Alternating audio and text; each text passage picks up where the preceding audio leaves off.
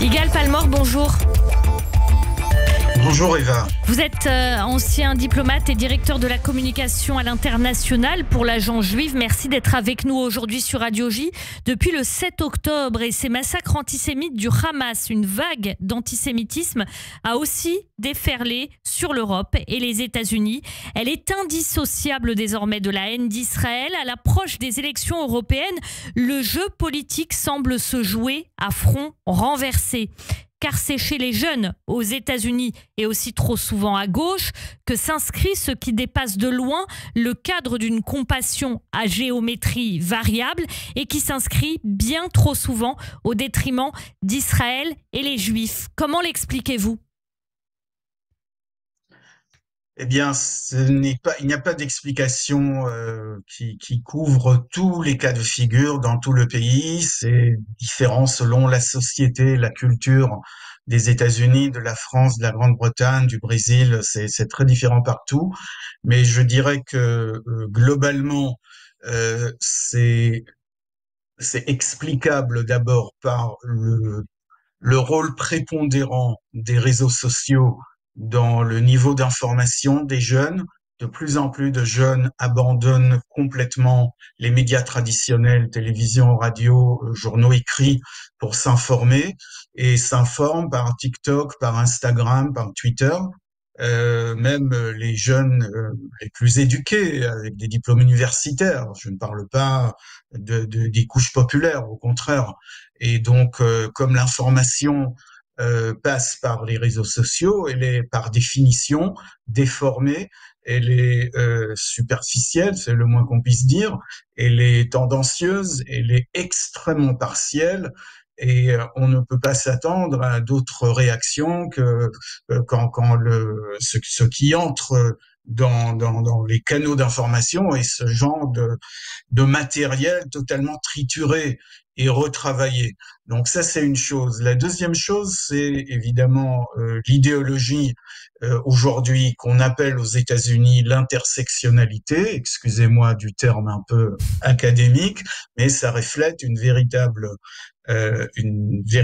situation sur le terrain où les jeunes les plus motivés idéologiquement croient que s'ils soutiennent les organisations pro-LGBT, par exemple, ils doivent nécessairement soutenir d'autres causes qui seraient adjacentes ou concomitantes, comme la Palestine.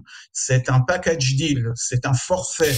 On n'a pas le droit au triage. Je suis pour ceci et pas pour cela, d'après mes convictions. Non, il y a un forfait, et soit on adopte le forfait dans sa totalité, soit on est rejeté des milieux qui veillent sur la cache-route du forfait, si vous voulez.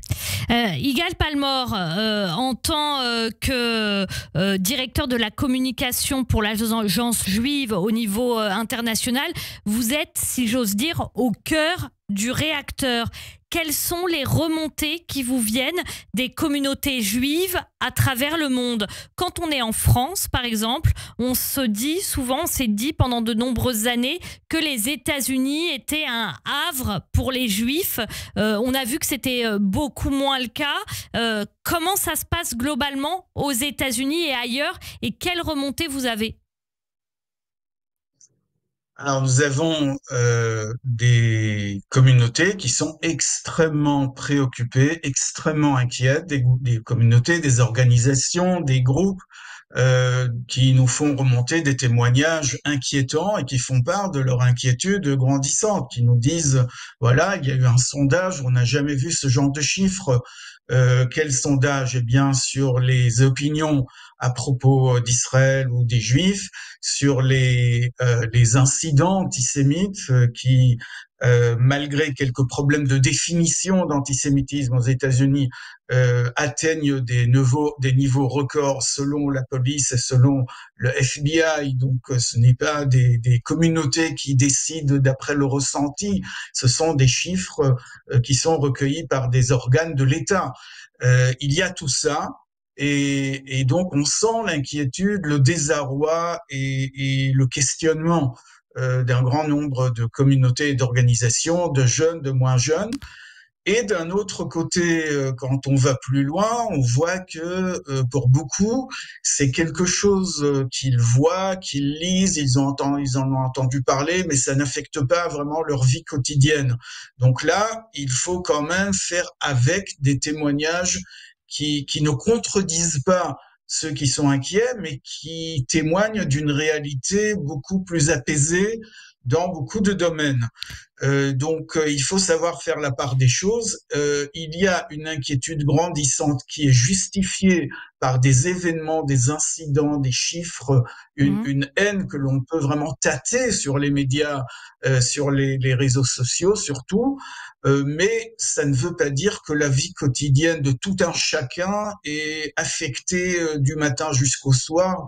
C'est beaucoup plus complexe que ça et il faut comprendre et déchiffrer et lire cette complexité. Yigal Palmore, merci beaucoup d'avoir été avec nous pour décrypter tout ça, cette situation difficile quand on est au cœur du réacteur et du problème. Ça permet d'avoir un petit peu plus de recul sur les choses. Merci beaucoup. Vous êtes ancien diplomate et directeur de la communication à l'international pour l'Agence juive. Bonne journée à vous. Merci. Merci.